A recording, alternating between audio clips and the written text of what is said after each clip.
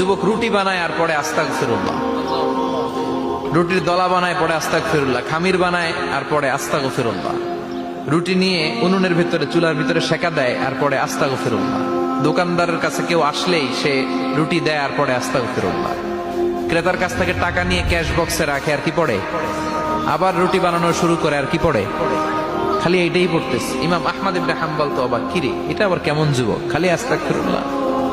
উনি প্রশ্ন করলেন, যুবক ঘটনা কি? আসার পর থেকেই তোমার দেখতেছি তুমি রুটি বানাও, রুটি বিক্রি করো আর পড়ো আস্তাগফিরুল্লাহ, মালাকা ইয়া শাবাব।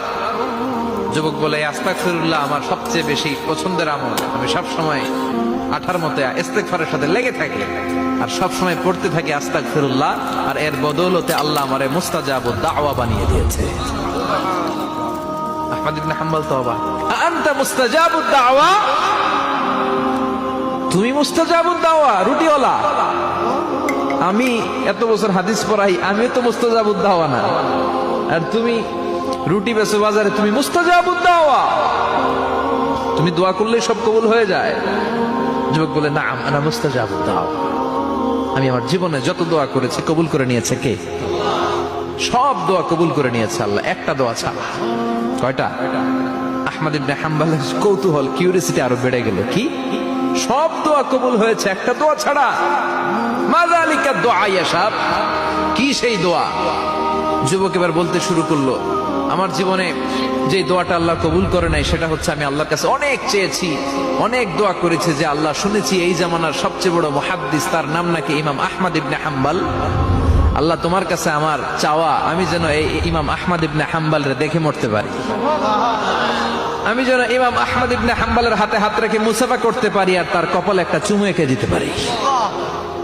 আহমদ ইবনে হাম্বল আবেগপ্রবণ হয়ে গেলেন, চোখের পানি ছেড়ে দিলেন, বললেন, যুবক তোমার এই দোয়াটাও কবুল হয়ে গিয়েছে।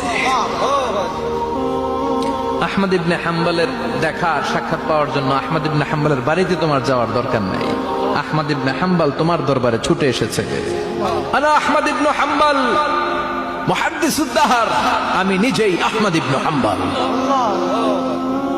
যুবক চোখের পানি ছেড়ে দেয়, আহমদ ইবনে হাম্বল চোখের পানি ছেড়ে দেয়। যুবক চিৎকার মেরে ইমাম আহমদ ইবনে হাম্বলকে জড়িয়ে ধরে, হাতে হাত রেখে মুসাফা করে, কপালের মধ্যে চুমু খায় আর আল্লাহর শুকরিয়া করে বলে, ও ইমাম, আসলে এই দোয়াটাও আল্লাহ আজকে কবুল করে নিল।